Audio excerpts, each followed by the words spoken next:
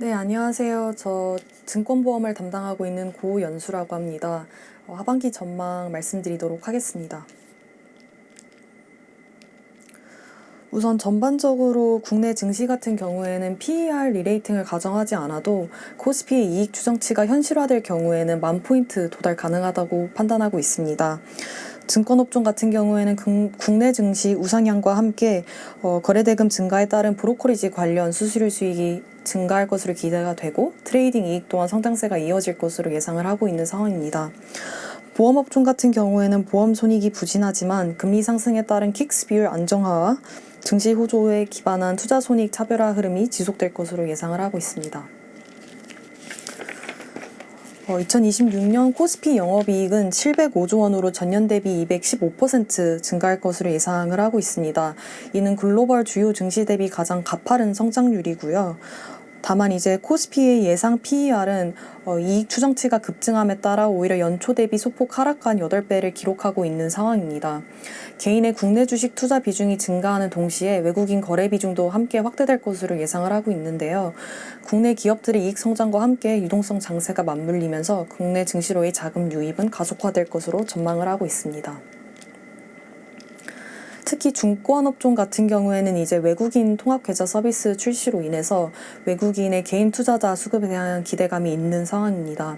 다만 이제 좀 더 주목해야 될 부분은 외국인 기관 거래 비중의 절대적인 규모인데요.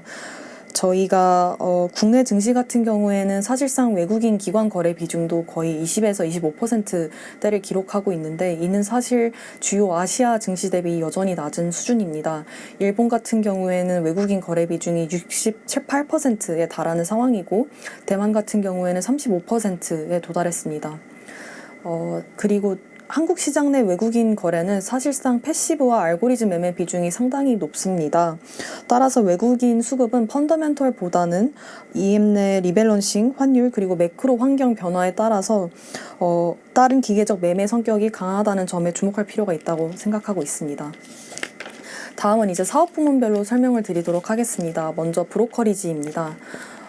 국내 증시 일평균 거래대금은 전년 대비 약 190% 증가한 76조 원으로 추정을 하고 있고요.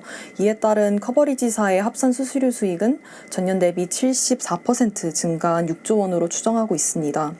다만 이제 신용공여 잔고가 모두 한도에 차면서 신용 관련 이자 수익의 증가세는 좀 둔화될 것으로 예상을 하고 있습니다.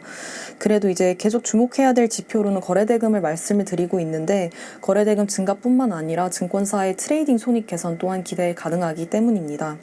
오른쪽 차트를 보시면 이제 일평균 거래대금 1조 원 증가당 ROE 변동폭을 계산해 봤는데요. 지금 저희 추정치는 76조 원이지만 이번 5월 한 달간 누적으로 봤었을 때 지금 일평균 거래대금이 100조 원에 달하는 상황입니다. 따라서 키움증권을 이제 대표적으로 예시로 말씀을 드리면 지금 국내 증시 일평균 거래대금이 30조 원 증가할 경우에는 키움증권 같은 경우에는 ROE가 5%포인트 이상 증가할 수 있게 됩니다. 따라서 거래대금 지표 호조는 전반적으로 증권사의 수익 성장을 의미한다라고 해석하셔도 무방합니다. 다음은 이제 WM 부문입니다. 증시 호조에 따라서 지금 고액 자산가뿐만 아니라 이제 개인까지 투자자 확보를 위한 경쟁이 모두 치열한 상황인데요. 커버리지사의 WM 수수료 수익은 전년 대비 약 28% 증가한 1.0조 원으로 추정을 하고 있습니다. 2024년 말 기준으로 보면은 10억 원 이상 자산가의 금융자산은 전년 대비 9% 증가한 3,067조 원을 기록했습니다. 이 중 100억 원 이상 자산가의 금융자산 비중은 약 64% 수준인데요. 일정 수준 이상 자금을 보유한 자산가일수록 자금 락업에 대한 거부감이 낮아서 지금 증권사들이 계속 판매를 추진 중인 장기 상품인 IMA 등 투자 비중이 점진적으로 높아질 것으로 기대를 하고 있고요. 또 이제 자산가의 부동산 자산 비중이 2023년 대비 소폭 감소하는 추세도 긍정적으로 판단을 하고 있습니다. 두 번째로는 이제 ETF의 순매수세입니다. 2026년 누적 기준으로 보면은 개인의 ETF 순매수 대금은 약 43조 원으로 이미 2025년 연간 수준을 상회하는 상황이고요. 특히 퇴직연금 같은 경우에는 이제 다양한 ETF 라인업을 제공하고 있는 증권사로 지금 머니 무브가 나타나고 있습니다.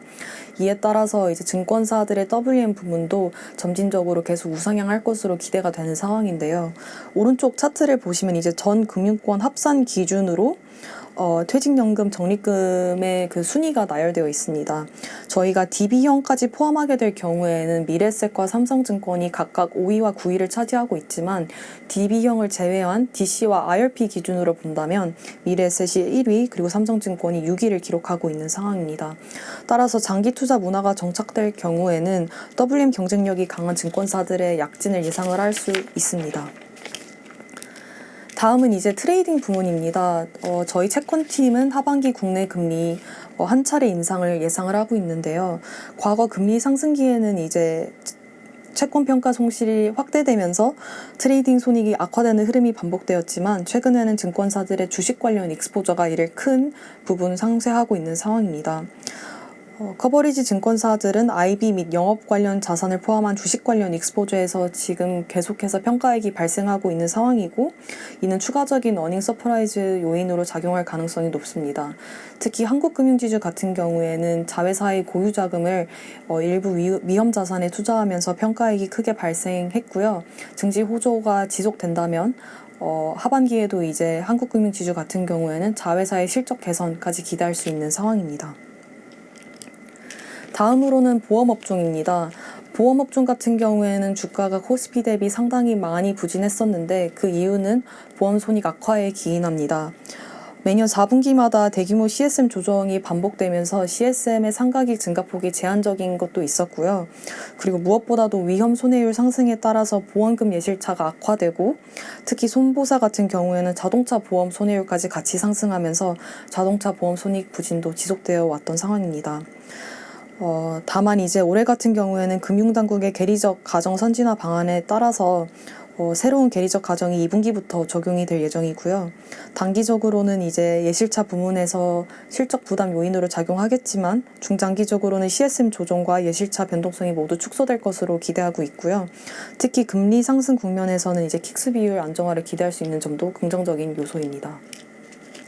생명보험 같은 경우에는 수익성 중심의 판매 기조에 따라서 물량은 감소하겠지만 신규약 CSM 배수는 상승할 것으로 예상을 하고 있는 상황입니다. 이번 1분기 같은 경우에도 건강보장 CSM 배수는 전분기 대비 소폭 감소하는 모습이 나타났지만 종신보험 같은 경우에는 중장기 납으로 판매를 전환함에 따라서 관련 CSM 배수가 개선되는 모습이 나타났습니다. 따라서 중장기적으로 계속 보험료 인상 그리고 언더라이팅 강화 등을 통해서 신규약 CSM 배수는 개선될 것으로 예상을 하고 있고요. 손해보험 같은 경우에는 이제 실손 제도 개혁을 기반으로 실적 개선에 대한 기대감이 주가에 반영될 것으로 예상을 하고 있습니다.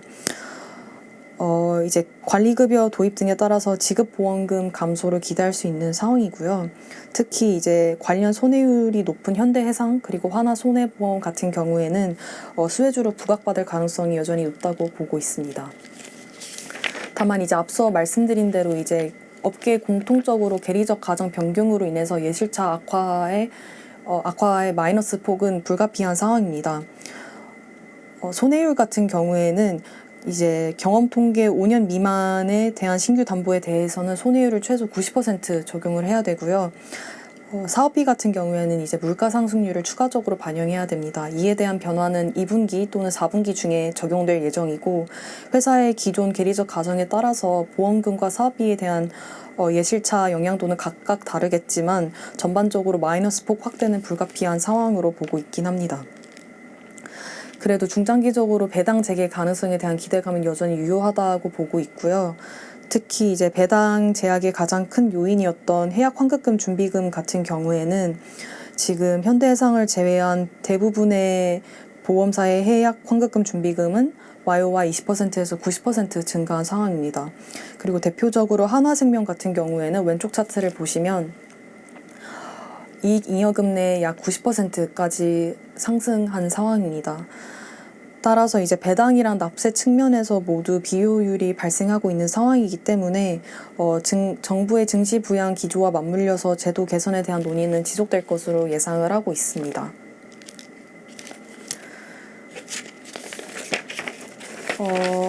이제 금리 상승 국면에서는 킥스 비율도 안정적으로 우상향할 것으로 예상을 하고 있고요. 특히 이제 이미 배당 여력이 충분한 삼성생명, 삼성화재 그리고 DB손해보험 같은 경우에는 배당 가능 이익이 추가적으로 더 늘어날 수 있는 상황입니다. 증권업종 탑픽으로는 한국금융지주와 키움증권을 제시합니다.